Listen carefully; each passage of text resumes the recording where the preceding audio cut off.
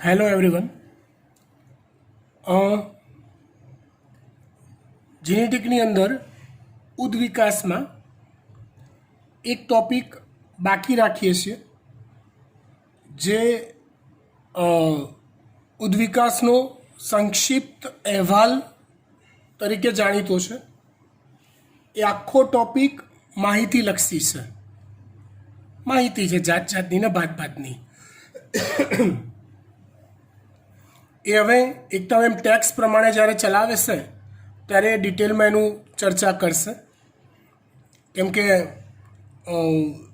MCQ base એની અંદર કંઈ ખાસ ડિટેલિંગ નીકળતું નથી. હા, ગોખવાનું ખરું, એમાંથી એમસીક્યુ પૂછાય ખરા, પણ હું ના સમજાવું સ્પેશિયલી તો ચાલે. શરૂ કરીએ નવું યુનિટ, સજીવોમાં પ્રજનન.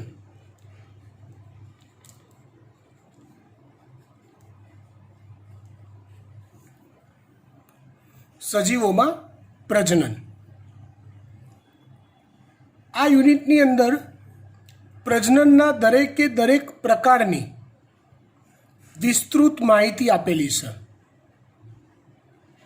જેમાં વનસ્પતિમાં પ્રજનન અને પ્રાણીઓ પૈકી મનુષ્યમાં પ્રજનનની વધુ વિસ્તૃત ચર્ચા કરેલી છે. યુનિટ ઇમ્પોર્ટન્ટ છે.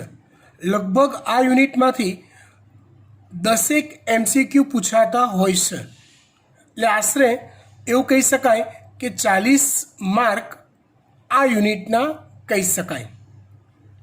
અહીં આગળ આપણે જીનેટિક પૂરું કર્યું. આપણે જીનેટિક પૂરું કર્યું તો જીનેટિકનું જે વેટેજ છે એ 13 થી 14 એમસીક્યુનું હતું, બરાબર. એટલે 52 થી 56 માર્ક જીનેટિકના ગણી શકાય. સેમ વે આના 40 માર્ક છે, એટલે આ પતેલે તમારે 100 માર્કનું નીટ પૂરું થઈ ગયું માનવું પડે. હા, પ્રેક્ટિસ તમારે કરવાની બાકી. સજીવમાં પ્રજનનમાં એની બેઝિક માહિતી તમારી સાથે પહેલાં શેર કરું. થોડુંક પહેલાં ભણી ચૂકેલા હશો એવું હશે અને થોડુંક નવું હશે. તો આપણને ખબર છે એવા પ્રજનનના મુખ્ય 2 પ્રકાર કયા? તો તમે કહેશો અલિંગી પ્રજનન અને બીજો પ્રકાર લિંગી પ્રજનન. અલિંગી પ્રજનન અને બીજો પ્રકાર લિંગી પ્રજનન. અલિંગી પ્રજનન એટલે આપણે શું કહીશું તો કે પ્રજનન કોષોની મદદ વગર થતું પ્રજનન એટલે અલિંગી પ્રજનન. લિંગી પ્રજનન કોને કહીશું તો કે પ્રજનન કોષોની મદદથી થતું પ્રજનન એટલે લિંગી પ્રજનન. હાલ જ આપણે જીનેટિક ભણી ગયા, એને આની સાથે હું થોડુંક મિક્સચર બનાવવાનું તો કનેક્ટિવિટી એવી આવી શકે કે અલિંગી પ્રજનનમાં ભિન્નતા સર્જાતી નથી.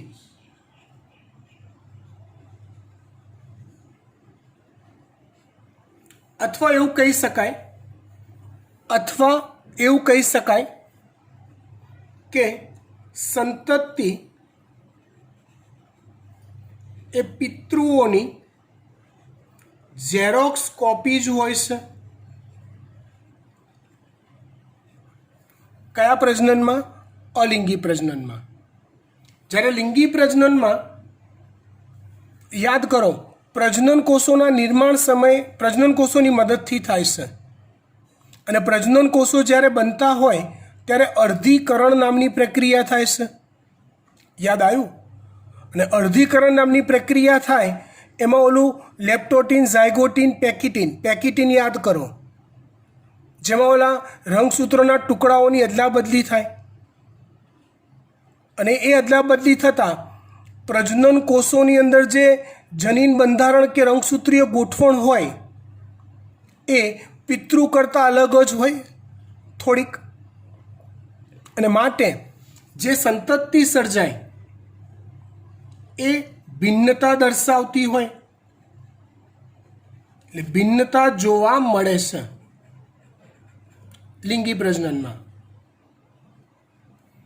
પછી એમાં જે સંતતિ હોય એ પિતૃના સમાન લક્ષણો ધરાવતી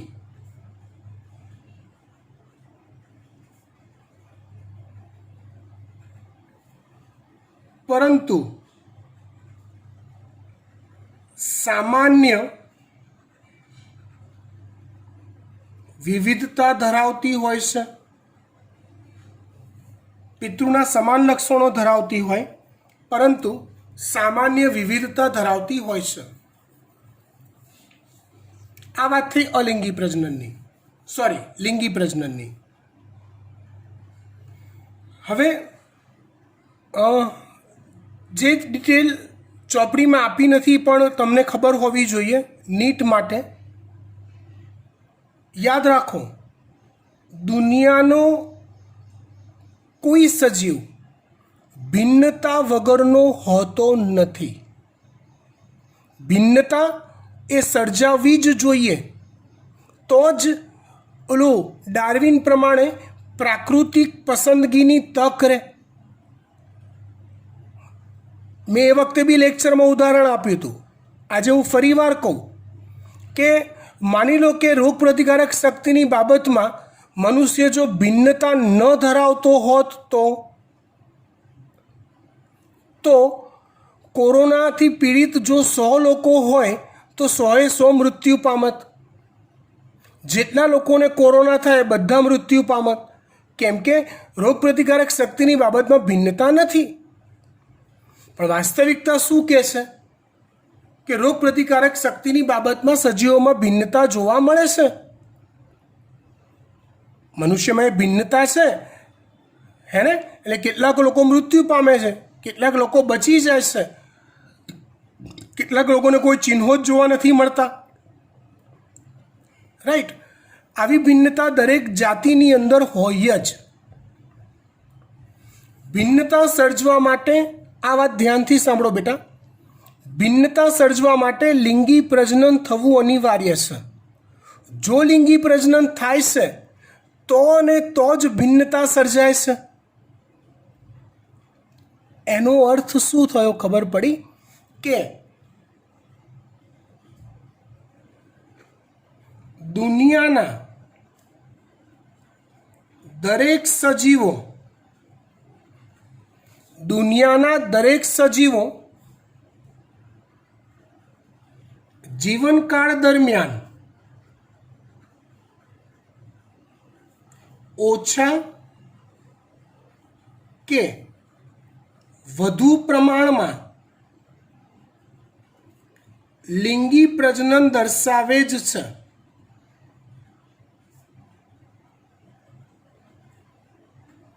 કેમ કે ભિન્નતા સર્જાવાની જરૂરિયાત છે માટે દરેક જાતિની અંદર. હવે સામે અલિંગી પ્રજનનની વાત કરીએ તો અલિંગી પ્રજનન એ એકકોષી સજીવો,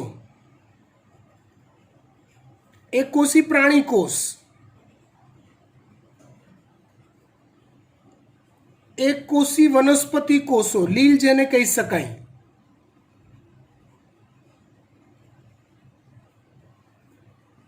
બેક્ટેરિયા, વાયરસ, ફૂગ વગેરેમાં જોવા મળે છે. કેટલીક ઉચ્ચ કક્ષાની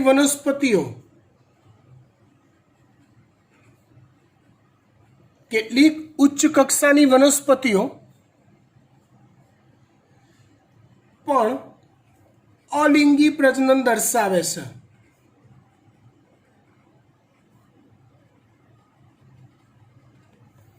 એમના દ્વારા દર્શાવાતા આવા અલિંગી પ્રજનનને વાનસ્પતિક પ્રજનન કહે છે.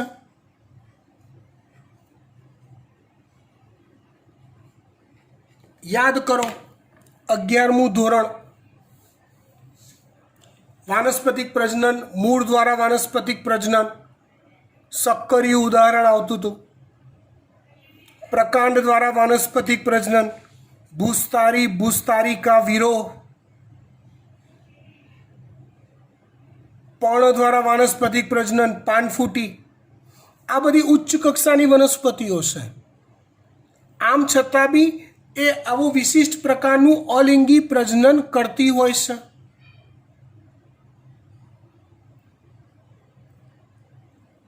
એનો અર્થઘટન એવું નહીં કરવાનું કે આ સજીવો લિંગી પ્રજનન કરતા નથી. ચલો, ઉચ્ચ કક્ષાની વનસ્પતિઓ તો લિંગી પ્રજનન કરતી જ હોય, પણ એક કોષી પ્રાણી કોષો હોય, અમીબા, પેરામિશિયમ, યુગ્લિના, એક કોષી વનસ્પતિ કોષો, લીલ, વિવિધ પ્રકારની, બેક્ટેરિયા કોઈ પણ, ફૂગ, આ બધા જો વાયરસની વાત અપવાદ છે. વાયરસ ભિન્નતા સર્જવા માટે પોતાનું જનીન દ્રવ્ય અલગ મેથડથી બદલે છે, પણ એ સિવાયના બાકીના બધા જ સજીવો નોર્મલી અલિંગી પ્રજનન કરે, પણ જીવનકાળ દરમિયાન ચોક્કસ સમયે લિંગી પ્રજનન બી કરે જ છે, કેમ કે ભિન્નતાની એ લોકોને પણ જરૂરિયાત છે પ્રાકૃતિક પસંદગી માટે.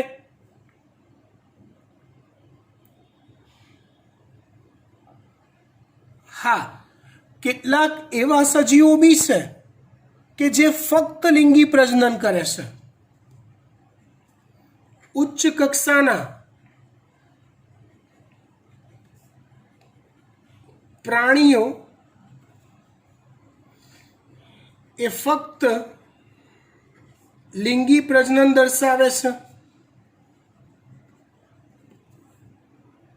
હા, કેટલાક નીચલી કક્ષાના પ્રાણીઓ પણ એક કોષી સિવાયના નીચલી કક્ષાના બહુકોષી પ્રાણીઓ પણ અલિંગી પ્રજનન દર્શાવે છે. યાદ કરો, ઈસવીસન પૂર્વે, આ તો આપણે ફ્લેશબેક જ ચલાવીએ છીએ આજે, બરાબર? તરો તાજા થઈ જાય પ્રજનનની વાત, જેટલી ભણી ચૂક્યા છો એ જ રિપીટ કરાવીએ છીએ અત્યારે. નીચલી કક્ષાના બહુકોષી પ્રાણીઓ યાદ કરો તો સછિદ્ર સમુદાયનું પ્રાણી વાદળી. પ્રાણીઓનું વર્ગીકરણ યાદ કરો. હા, એ વાદળીમાં સછિદ્ર સમુદાયમાં અવખંડન, કલિકા સર્જન પ્રકારે અલિંગી પ્રજનન થાય. યાદ આવે છે? જો ના તો એક ખાલી એટલું કામ કરજો કે 11માની ચોપડી લઈ વનસ્પતિ અને પ્રાણીનું વર્ગીકરણ લઈ એમાં પ્રજનનવાળા મુદ્દાઓ પર અંડરલાઈન કરી દેજો અને વાંચી જજો, આઈડિયા આવી જશે. ચલો, આ વાત થઈ અલિંગી અને લિંગી પ્રજનનના ભેદ અથવા એની કમ્પેરિઝનની. યાદ કરો, ખબર છે તારા માછલી આવતી હતી, એ પુનઃસર્જન ક્ષમતા ધરાવતી હતી. તે પુનઃસર્જન ક્ષમતા શું છે? અલિંગી પ્રજનન છે. ખબર પડી વાત? ઓકે. લિંગી પ્રજનન, અલિંગી પ્રજનન વિશેની બેઝિક આટલી વાત તમારા મગજમાં ક્લિયર હોવી જ જોઈએ.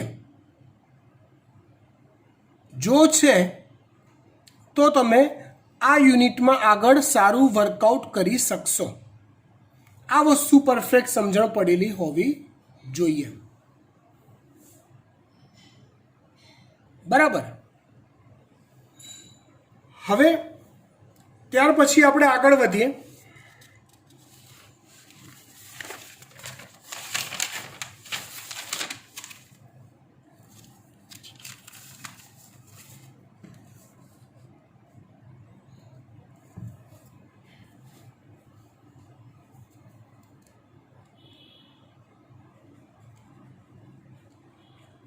પ્રજનન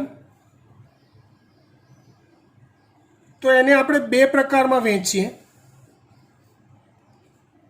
અલિંગી પ્રજનન અને લિંગી પ્રજનન.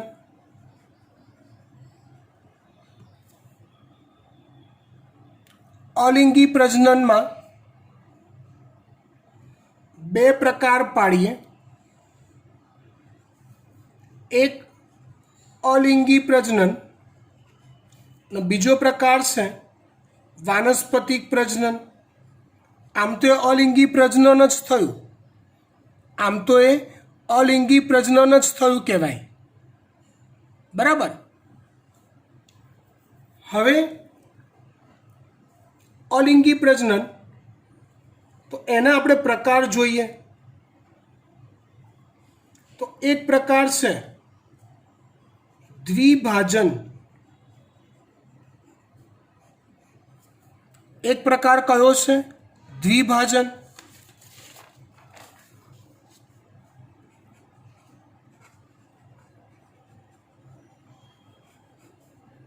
એક કોષી સજીવ, ધારો કે આપણે અમીબા લઈ લઈએ.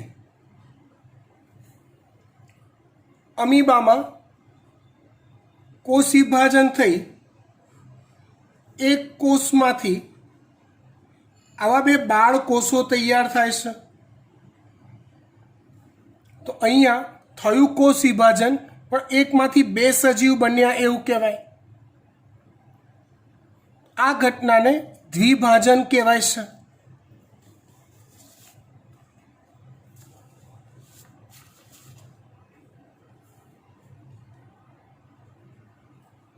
બીજું ઉદાહરણ આપી શકાય, પ્રકાર આપી શકાય બહુભાજન. બીજો પ્રકાર બહુભાજન.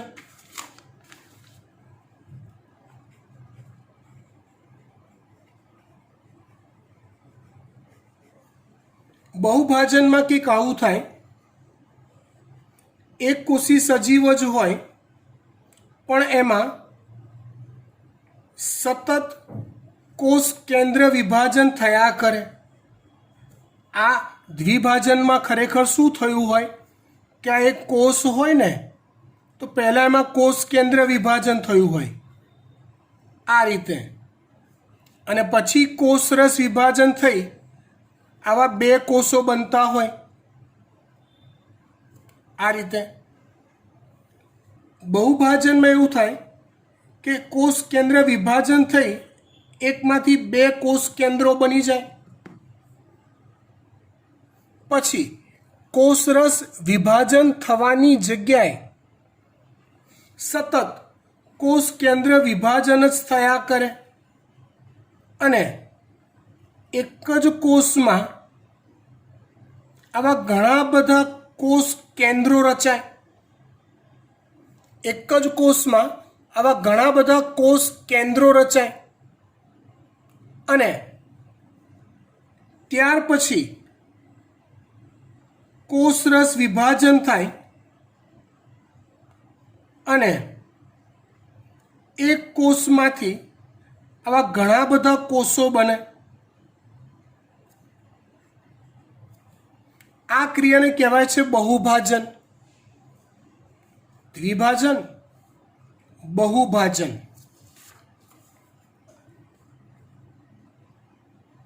ત્યાર પછી આવે બીજાણુ સર્જન. ત્યાર પછી આવે બીજાણુ સર્જન. બીજાણુ સર્જનમાં બે અલગ અલગ પ્રકાર આપી શકાય. પ્રાણીઓમાં અથવા પ્રાણી કોષમાં બીજાણુ સર્જન, જેને કોષ્ઠન કહેવાય છે. શું કહેવાય છે? કોષ્ઠન. કંઈક આ રીતે.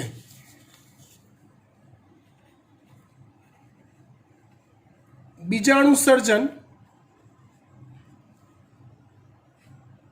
પ્રાણીઓમાં, જેને કહેવાય છે કોષ્ઠન.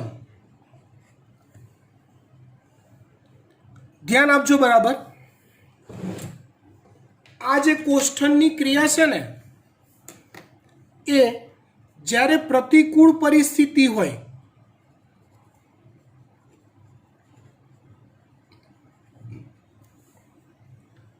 ત્યારે જ જોવા મળે છે. શું થાય તો કે ધારો કે આ અમીબા છે, પ્રતિકૂળ પરિસ્થિતિ આવી, મતલબ કે બાહ્ય પર્યાવરણ એને અનુકૂલિત નથી એવી સ્થિતિ સર્જાઈ, ત્યારે એ સૌથી પહેલાં પોતાનો આકાર બદલી ગોળાકાર થઈ જાય છે. ગોળાકાર થયા બાદ પોતાના કોષની ફરતે આવું એક સખત કવચ તૈયાર કરે છે. પર્પઝ બાહ્ય પરિસ્થિતિ અનુકૂલિત નથી તો બચવું છે, તો બચવા માટે આવું કોષ્ઠન કરે છે. બચવું છે તો બચવા માટે આવું કોષ્ઠન કરે છે. આ ક્રિયાને કોષ્ઠન કહેવાય. રાઈટ. એ થયા પછી અંદર આ બહુભાજનવાળી થાય છે, મતલબ બહાર કવચ કોષ્ઠન એવું ને એવું જ રહે, પણ અંદર આવા ઘણા બધા કોષો તૈયાર થાય છે.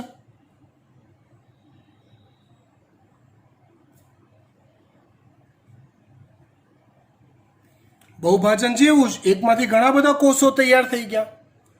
પછી જ્યારે અનુકૂળ પરિસ્થિતિ આવે, પ્રતિકૂળ પરિસ્થિતિ પૂરી થાય અને અનુકૂળ પરિસ્થિતિ આવે ત્યારે આ કોષ્ઠન ફાટે છે. અને ફાટ્યા પછી આવા નાના નાના ઘણા કોષો બહાર આવે છે, જેને કૂટપાદીય બીજાણુ કહેવાય છે. આવા નાના નાના કોષો બહાર આવે છે જેને કૂટપાદીય બીજાણુ કહેવાય છે, જે ધીમે ધીમે વિકસી પુખ્ત પ્રાણીમાં પરિણમે છે. જે ધીમે ધીમે વિકસી પુખ્ત પ્રાણીમાં પરિણમે છે. બીજાણુ સર્જન પ્રાણીઓમાં જેને કહેવાય કોષ્ઠન.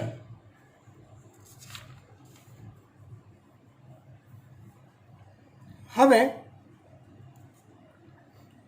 બીજો પ્રકાર આવે બીજાણુ સર્જનનો,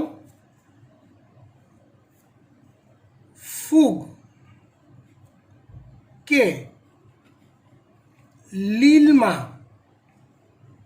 થતું બીજાણુ સર્જન. આ બીજાણુ સર્જન બે પ્રકારનું હોય, જેમાં કાં તો ચલ બીજાણુ સર્જાય, કાં તો અચલ બીજાણુ સર્જાય. કાં તો કેવા બીજાણુ સર્જાય? ચલ. કાં તો કેવા બીજાણુ સર્જાય? અચલ. શબ્દ પરથી ખબર પડી ગઈ હું શું કહેવા માંગુ છું.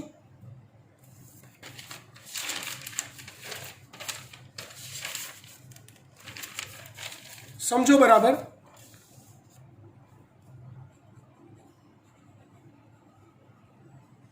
બીજાણુ સર્જન જો ફૂગ અને લીલમાં થાય તેમાં બે પ્રકારના બીજાણુ સર્જાય. એક ચલ બીજાણુ.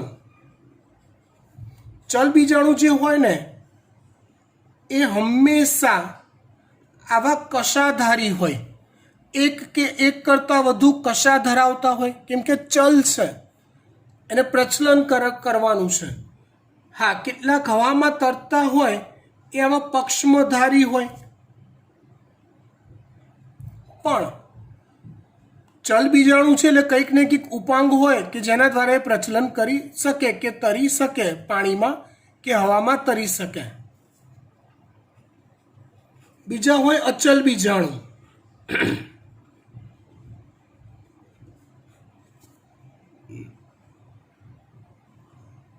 જેમાં આવા કોઈ પ્રચલનક્ષમ ઉપાંગોની હાજરી હોતી નથી. અચલ બીજાણુ જેમાં આવા કોઈ પ્રચલન માટેના જરૂરી ઉપાંગોની હાજરી હોતી નથી.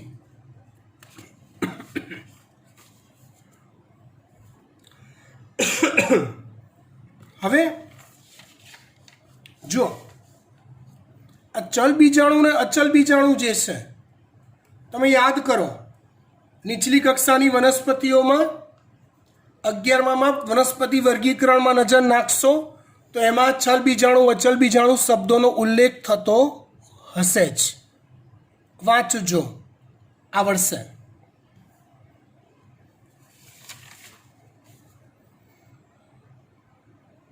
વાત કરી રહ્યા છીએ આપણે અલિંગી પ્રજનનની. પહેલો પ્રકાર કયો કીધો? દ્વિભાજન. બીજો બહુભાજન. ત્રીજો કયો કીધો? બીજાણુ સર્જન. ચોથો પ્રકાર છે અવખંડન. ચોથો પ્રકાર કયો? અવખંડન. અવખંડન એટલે શું?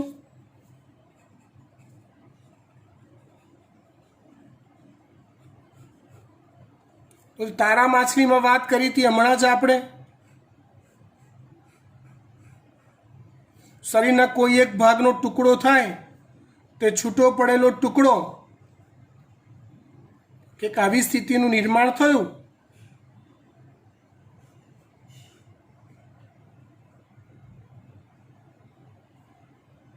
અને એક ટુકડો આવો છૂટો પડી ગયો તો આ જે ભાગ છે એ આખા સજીવનું નિર્માણ કરે, બાકીનો ટુકડો ડેવલપ કરે. અને આ જે છૂટો પડેલો ટુકડો છે એ પણ બાકીના ભાગનું સર્જન કરે.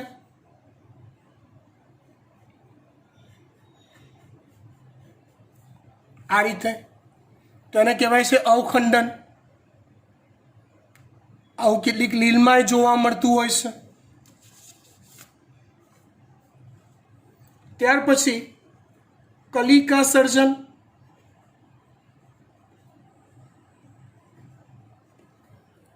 કલિકા સર્જન યાદ કરો.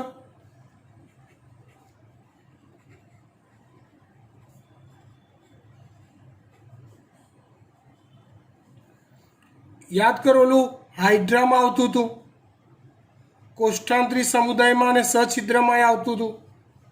આવું હાઇડ્રા હોય તો આ રીતે શરીર પર બહારની બાજુએ કે અંદરની બાજુએ આવો એક પ્રવર્ધ સર્જાય આ રીતનો, અને શરીરથી છૂટો પડી સ્વતંત્ર સજીવ તરીકે વર્તતો થાય. એને કલિકા સર્જન કહેવાય છે.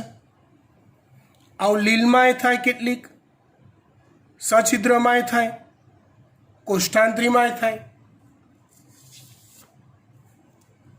ચલો, વાત કરી રહ્યા છીએ આપણે પ્રજનનની. પ્રજનનમાં વાત કરી અલિંગી પ્રજનન ને એના અલગ અલગ ટાઈપ્સની, જેની આમ જોવા જાઓ તો ડિટેલ ચર્ચા 11માં આપણે વર્ગીકરણના ચેપ્ટર્સમાં કરી ચૂક્યા છીએ. અને મારો એવો દુરાગ્રહ રહેશે કે તમે આગળ આ બધું શીખશો એ પહેલાં એકવાર તમે 11માનું વર્ગીકરણનું ચેપ્ટરમાં પ્રજનનવાળા ટોપિકમાં રીડિંગ કરીને અંડરલાઇન કરી નાખો. ગુડ. ત્યાર પછી વાત કરીએ આપણે વાનસ્પતિક પ્રજનનની. વાનસ્પતિક પ્રજનનના પાછા બે પ્રકાર હું પાડી આપું છું તમને. એક કુદરતી અને બીજું છે કૃત્રિમ. વાનસ્પતિક પ્રજનનના બે પ્રકાર છે. એક કુદરતી વાનસ્પતિક પ્રજનન, બીજું છે કૃત્રિમ વાનસ્પતિક પ્રજનન. કુદરતી વાનસ્પતિક પ્રજનન માં મૂળ દ્વારા થાય, પ્રકાંડ દ્વારા થાય, પર્ણ દ્વારા થાય.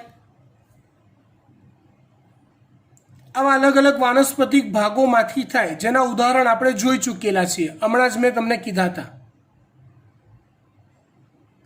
કૃત્રિમ વાનસ્પતિક પ્રજનન ના ઓલા પ્રકાર આવે યાદ કરો. આ માનવ નિર્મિત છે. કુદરતી રીતે વનસ્પતિ લિંગી પ્રજનન જ કરતી હોય પણ માનવ દ્વારા પ્રેરિત એમાં વાનસ્પતિક પ્રજનન થતું હોય તો ઓલું કલમ કરવી, બીજું છે દાબ કલમ કરવી, આરોપણ કરવું. આ કૃત્રિમ વાનસ્પતિક પ્રજનનના પ્રકાર છે. કલમ, દાબ કલમ, આરોપણ. આ પણ ડિટેલમાં આવી ગયું છે. વાત કરીએ આપણે હવે લિંગી પ્રજનનની.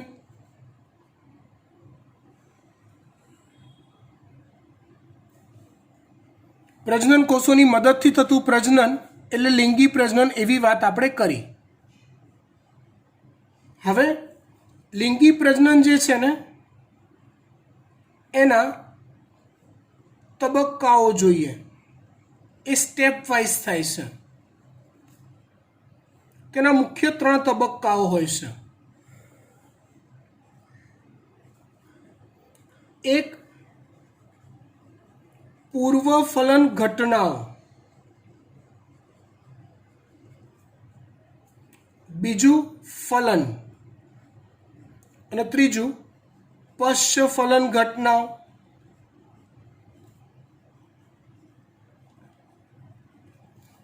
આમાં ખાસ ધ્યાન આપજો. આગળનો આપણો અભ્યાસ મુખ્યત્વે આના પર કેન્દ્રિત થશે, પૂર્વ ફલન, ફલન અને પશ્ચ ફલન પર. મનુષ્યમાં પ્રજનન જુઓ કે ઉચ્ચ કક્ષાની વનસ્પતિમાં લિંગી પ્રજનન જુઓ, આ 3 બાબતો જ તમારે ખાસ શીખવી પડશે. અત્યારે એની થોડીક રૂપરેખા આપણે જોઈ લઈએ છીએ. ફલન એટલે શું?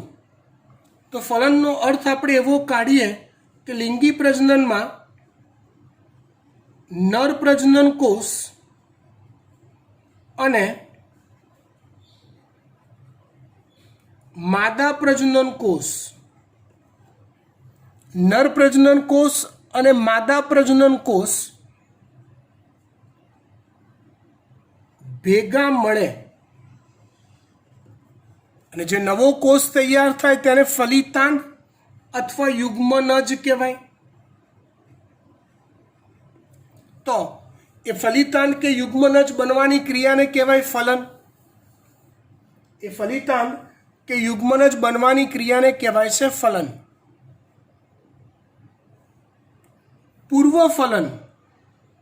પૂર્વ ફલન ઘટનાઓની વાત કરીએ તો એમાં 2 પ્રક્રિયાઓનો સમાવેશ થાય છે. એક છે જન્યુ જનન અને બીજું છે જન્યુ વહન. જન્યુ એટલે થાય પ્રજનન કોષ, જનન એટલે નિર્માણ થવું. એટલે જન્યુ જનન એટલે થાય પ્રજનન કોષોનું નિર્માણ. લિંગી પ્રજનન કરવું છે તેના માટે પ્રજનન કોષોનું સર્જન તો કરવું જ પડશે. લિંગી પ્રજનન જો કરવું છે તો પ્રજનન કોષોનું સર્જન તો કરવું જ પડશે.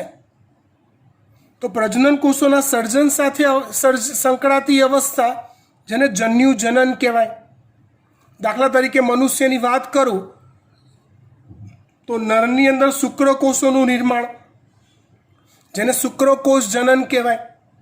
માદામાં અંડકોષનું નિર્માણ જેને અંડકોષ જનન કહેવાય. ખબર પડી વાત? એ જન્યુ જનન. ત્યાર પછી જન્યુ વહન. એ જોઈએ પહેલાં લખી કાઢીએ. પ્રજનન કોષોનું નિર્માણ. જો જુદા જુદા સજીવોમાં પ્રજનન કોષોનું નિર્માણ અલગ અલગ પ્રકારે થાય છે. જુદા જુદા સજીવોમાં પ્રજનન કોષોનું નિર્માણ અલગ અલગ પ્રકારે થાય છે. એ વિસ્તૃતમાં આપણે આગળ ચર્ચા કરીશું. જન્યુ વહન તો અહીંયા ફલન ક્રિયા થવા માટે નર પ્રજનન કોષ અને માદા પ્રજનન કોષ ભેગા થવા જરૂરી છે. તો એ ભેગા કેવી રીતે થાય? તો એમાં નર પ્રજનન કોષ એ મોટે ભાગે ચલિત હોય છે, સક્રિય હોય છે અને કદમાં નાના હોય છે અને સંખ્યામાં અનેક હોય છે. નર પ્રજનન કોષ ચલિત હોય, સક્રિય હોય, કદમાં નાના હોય અને સંખ્યામાં અનેક હોય છે. જ્યારે માદા પ્રજનન કોષ અચલિત હોય, માદા પ્રજનન કોષ હંમેશા અચલિત હોય, નિષ્ક્રિય હોય, કદમાં મોટા હોય અને ઓછી સંખ્યામાં સર્જાય છે. આ કુદરતનો નિયમ છે ભાઈ. વનસ્પતિ અને પ્રાણી જે પણ લિંગી પ્રજનન કરે છે એમાં કોઈ એક કોષ જ્યાં સર્જાય છે ત્યાંને ત્યાં પડ્યો રહેશે અને બીજો કોષ, બીજા પ્રકારનો કોષ એ કોષ સુધી પહોંચવા પ્રયત્ન કરે છે. જે કોષ જ્યાં સર્જાયો ત્યાંને ત્યાં પડ્યો રહે છે મોટે ભાગે અંડકોષ હોય છે અને જે કોષ સર્જન પામ્યા પછી અંડકોષ સુધી પહોંચે છે ચલિત હોય છે. હવે અંડકોષ સુધી પહોંચવાનું હોય તો બને કે સફળતાએ મળે, નિષ્ફળતાએ મળે. માટે શુક્રકોષો અથવા નર પ્રજનન કોષોની સંખ્યા ઓલવેઝ વધારે હોય છે. કોના કરતાં? માદા પ્રજનન કોષ કરતાં. ઓકે, અહીંયા ફલનના બી બે પ્રકાર હોય છે. એક હોય છે બાહ્ય ફલન અને બીજું હોય છે અંતઃફલન. ફલનના બે પ્રકાર હોય, એક હોય બાહ્ય ફલન, બીજું અંતઃફલન.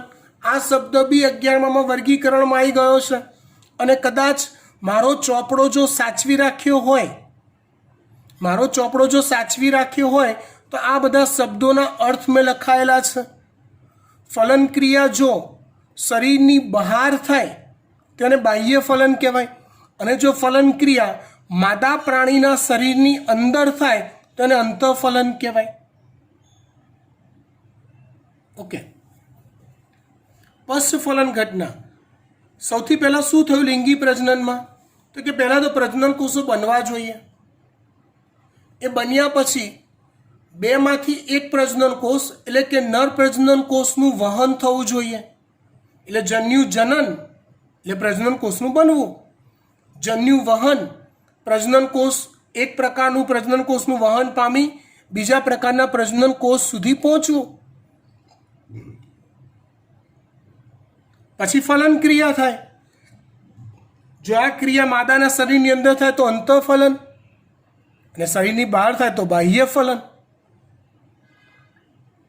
પશ્ચફલન ઘટનાઓ. ફલન ક્રિયા થયા પછી શું થાય? તો કે ભ્રૂણ જનન થાય, જેને આપણે ગર્ભ વિકાસ કહી શકીએ. ભ્રૂણ એટલે ગર્ભ, જનન એટલે વિકાસ અને ગર્ભ વિકાસ એ કાં તો ઈંડામાં થાય, હા, અને સસ્તન પ્રાણીઓ તો બચ્ચાને જન્મ આપે એટલે માદાના ગર્ભાશયની અંદર થાય અને છેલ્લે બચ્ચાનો જન્મ થાય, લિંગી પ્રજનન. બરાબર.